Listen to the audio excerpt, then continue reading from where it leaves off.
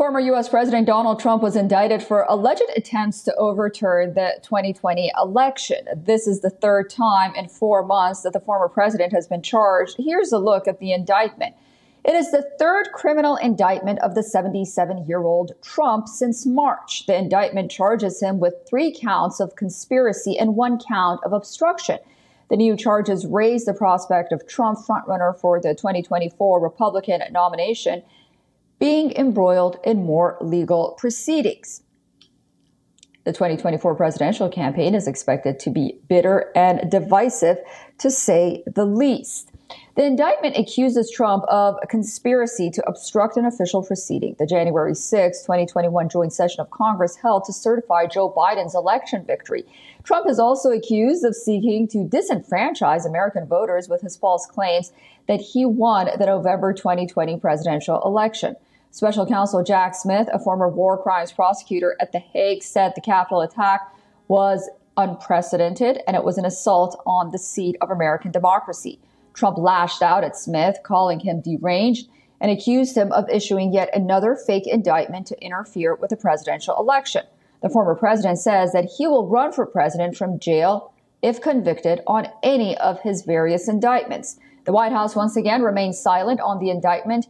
President Biden, who is seeking re-election next year, continued his beach vacation in Delaware and went to dinner with First Lady Jill Biden before going to watch Oppenheimer. Amid the firestorm of political investigations, where do things stand for Trump? Well, Biden and Trump are tied in the polls, and according to a New York Times Siena College poll, despite 51% saying that they think Donald Trump has committed serious federal crimes, both Trump and Biden received 43% in a hypothetical rematch.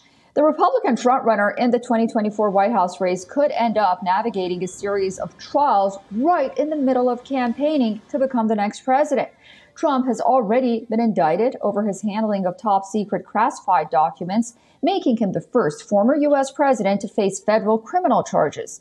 The trial in Florida is next May. The twice-impeached Trump has also been charged in New York with making hush money payments to a porn star.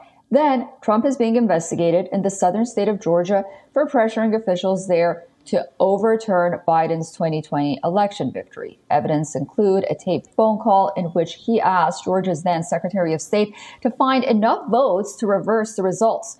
Trump was found liable recently in a civil case for sexually abusing and defaming a former magazine columnist, E. Jean Carroll, in 1996. In New York, the state attorney general has filed a civil suit against Trump. It accuses the former president and 3 of his children of fraud by overvaluing assets to secure loans and then undervaluing them to minimize taxes. Trump has denied all wrongdoing. Okay, well, with that introduction, for more on this, we are being joined from Washington, D.C. by correspondent Kate Fisher. Great to see you. So a lot is happening.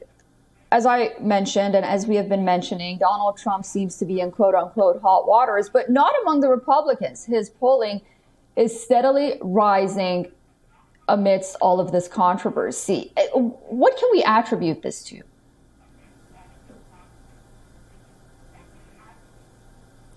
Yeah, it's quite incredible. If you might have thought that a former president being indicted so often and so regularly would have an effect on his popularity, but no, the effect it's had is to make him even more popular amongst Republicans. He has increased his percentage point polling lead over Ron DeSantis, who was the closest to him just a few months ago, by it's now 30 percentage points, kind of far and away the leading frontrunner for the Republican nomination. And every time he is indicted, it pushes his poll numbers further up.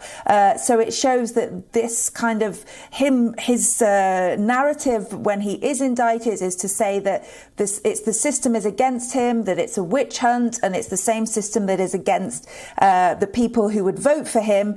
And that message is resonating clearly.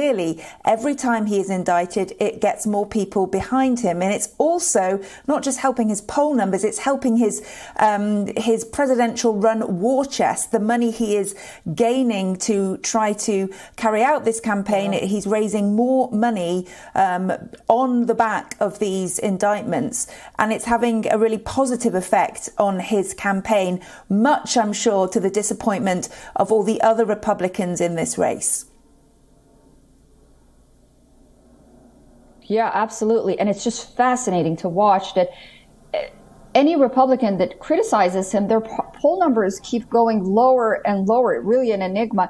Kate, I want to continue by asking, where will these indictments ultimately go if they are in the middle of a presidential election where perhaps, let's say, Joe Biden once again is running against Donald Trump? Will this interfere in his campaigning, as many have reported?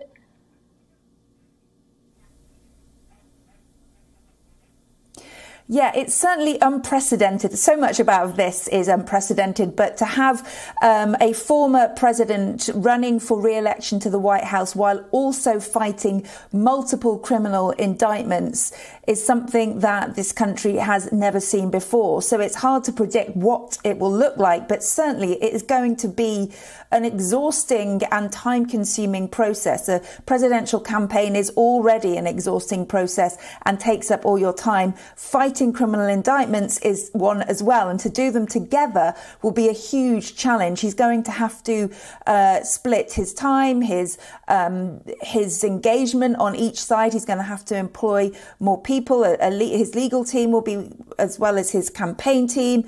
It's going to be very difficult, and it's going to take him off the campaign trail at times.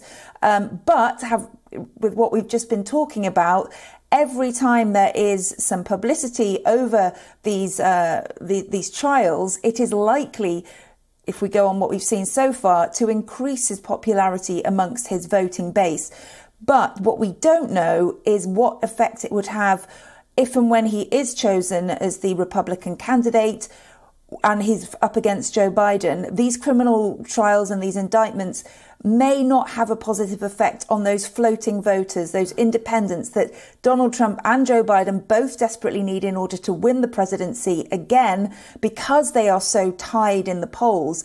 They really need those people who haven't made up their mind yet, and they may like these trials and these criminal indictments a lot less than that voting base that Donald Trump already has. That's very true. Kate Fisher, great to see you. Thank you so much for that analysis and reporting. I hope to talk to you again very soon.